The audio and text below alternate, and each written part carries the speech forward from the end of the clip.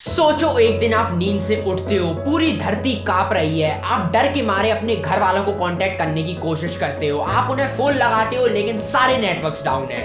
आप अपनी खिड़की के बाहर देखते हो और आपको दिखता है एक इंसान जो बिना किसी भेदभाव के बच्चे, बूढ़े, लड़कियां सबको मारते जा रहा है और अगला नंबर है आपका। और अगर मैं आपको बोलूं, आपको ये सोचने की जरूरत नहीं है, ये है एक रियलिटी जो कि आगे जाके होने वाली है according to Islam, Christianity, Norse, Greek, Persian, even Hindu धर्म के हिसाब से। तो आज की वीडियो में अपन लोग बात करने वाले हैं दुनिया के अंत की, हर एक रिलीजन में, हर एक धर्म में, इन सब के अंदर में क्या सिमिलैरिटीज हैं और आखिरकार ऐसा कुछ होने वाला भी है या नहीं।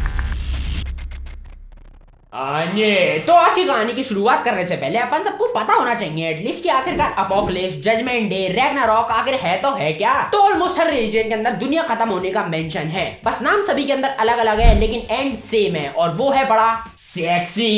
अबे सेक्सी क्यों होगा, ब्रूटल, दर्दनाक। तू यार फ्लो मत बिगाड़। तो अपन सबसे पहली कहानी से शुरुआत करते हैं हिंदुइज्म। तो हिंदुइज्म का फंडा बड़ा सिंपल सा है, जो कुछ दुनिया के अंदर में हो रहा है वो हो रहा है एक साइकिल के फॉर्म में। जो कुछ एक बार होगा सब कुछ रीस्टार्ट होगा, और ये कैसे रीस्टार्ट होगा और कितनी बार रीस्टार्ट होगा ये डिपेंड करता है ब्रह्मा जी के ऊपर। तो according to Hinduism Brahma ji हैं दुनिया के क्रिएटर और उन्होंने अपनी अपेरेंटली बेटी से भी शादी करी है। ये नहीं जानती हूँ तो मैंने इसके ऊपर वीडियो भी बनाया था, जाके देख लेना इस वीडियो के बाद। हाँ तो कहाँ थे अपन। हाँ तो जो ब्रह्मा जी हैं, तो ब्रह्मा जी के एक दिन के बराबर की होती है एक साइकिल, जो कि अप्रोक्सीमेटली 4 बिलियन ईयर्स की होती है। बड़ा लंबा दिन है इनका। और एक साइकिल के अंदर में 4 युग होते हैं, हर एक युग का अपना अपना टाइम पीरियड है और अभी अपन चौथे युग में है, बिल्कुल लास्ट वाला। इसके बाद में रीस्टार्ट बटन दबने वाला है। अब जो हर एक युग होता है उसके अंदर विष्णु जी अलग अलग अवतार लेके आते हैं। जैसे किसी युग में वो राम अवतार लेके आए थे, किसी युग में वो कृष्ण अवतार लेके आए थे। ऐसे उन्होंने अभी तक 9 अवतार ले चुके हैं। अब उनका 10वां अवतार आना है जो कि कलयुग में आएगा, जिसका नाम है काल्की। अब काल्की कब आएगा और क्यों आएगा और क्या करने आएगा उसका डिस्क्रिप्शन इस तरीके से है,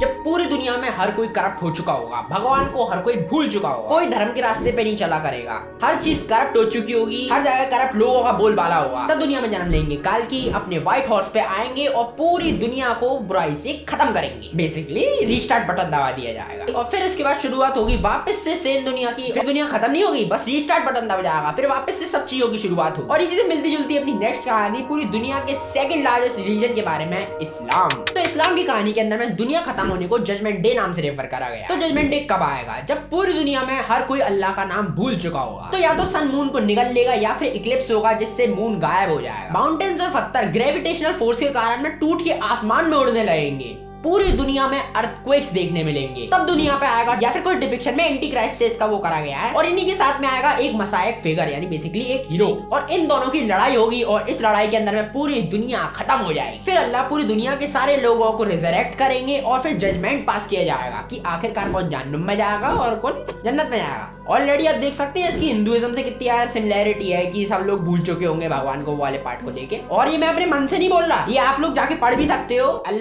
इब्राहिम वर्ष 104 में मैंने गलत बोला होगा, ये यहाँ पे पढ़ लेना, मैं अनपढ़ हूँ क्योंकि थोड़ा सा, ठीक है। अब इन दोनों के अंदर तो बहुत प्रॉपर कहानी थी। अब अपन आते हैं थोड़ी सी अजीब सी कहानी के अंदर में, जिसपे मैं खुल के मजाक भी बना सकता हूँ, नहीं तो इन पे बनाया था तो फिर मैं निकल पाता क्या घर से।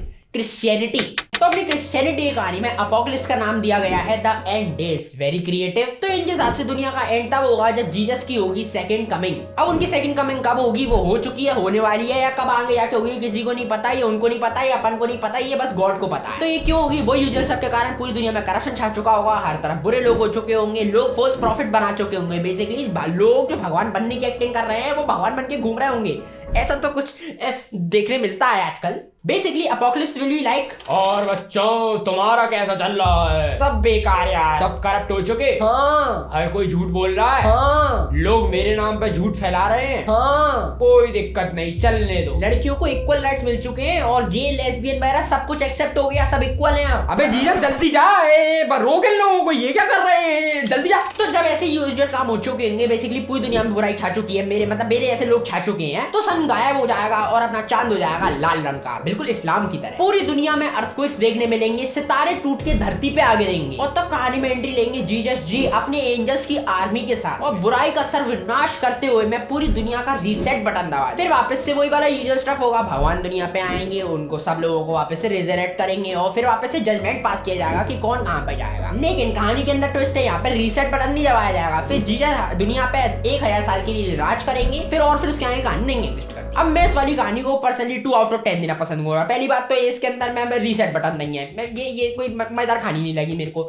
दूसरी बात, तुम देख रहे हो हिंदुइज्म के कुछ एलिमेंट इस्लाम के अंदर है, इस्लाम के कुछ एलिमेंट क्रिश्चियनिटी के अंदर में है, यानी ऑलमोस्ट सारी कहानी का बेस लाइन तो सेम ही है, कैरेक्टर्स अलग हैं और थोड़े बहुत उनके डिसीजंस अलग हैं। तो ये तो सारी वो चीजें हुई जो आगे होने वाली है, जो भविष्यवाणी है, लेकिन जो चीजें पहले हो चुकी है उनके बारे में देख लेते हैं थोड़ा सा। रैग्नारोक। तो नॉर्स माइथोलॉजी या फिर वाइकिंग की जो कहानी है ये ऑलरेडी बहुत सारी जगहों पे अलग अलग तरीके से डिपिक्ट करी जा चुकी है, भले से वो मार्वल हो या फिर गॉड ऑफ वॉर, हर जगह पे इसको ऑलरेडी बहुत बार बताया गया है। लेकिन मैं यहाँ पे आपको सच्ची कहानी बताने वाला हूँ कि असली में जो हुआ था हुआ क्या। तो नॉर्स माइथोलॉजी के एंड को सिग्निफाई करा गया है रैग्नारोक नाम से। तो नॉर्स माइथोलॉजी के अंदर में जो गॉड्स हैं वो इमॉर्टल नहीं है अपन लोगों वाले जैसे, वो है नॉर्मल लोग जैसे, बस उनमें पावर्स हैं, सुपर पावर्स हैं, वो सुपर हीरोज टाइप के वैसे। तो रैग्नारोक की आखिरकार शुरुआत कब होती है? तो रैग्नारोक की शुरुआत बताने से पहले मेरे को थोड़ा सा बेस सेट करना पड़ेगा इन लोगों की कहानी का। तो इनके अंदर मेजरली दो ग्रुप्स है भगवान के, ये सिर्फ विमान, मेरे प्रोनाउंसिएशन खराब है यार, मैं पढ़ूं मैं क्या करूं, ये लिखा हुआ है। इन दोनों पार्टीज के अलावा मरे हुए लोग हैं जो हेल के अंदर में रहते हैं, जाइंट लोग हैं जो योटनाइन के अंदर रहते हैं, मिडगार्ड के अंदर में अपन ह्यूमंस लोग रहते हैं, कहीं पे थोड़े से मॉन्स्टर्स और रहते हैं। कुल मिला के 9 रेल्म है, जिसके अंदर टॉप पे एसगार्ड आता है जहां भगवान रहते हैं, बॉटम पे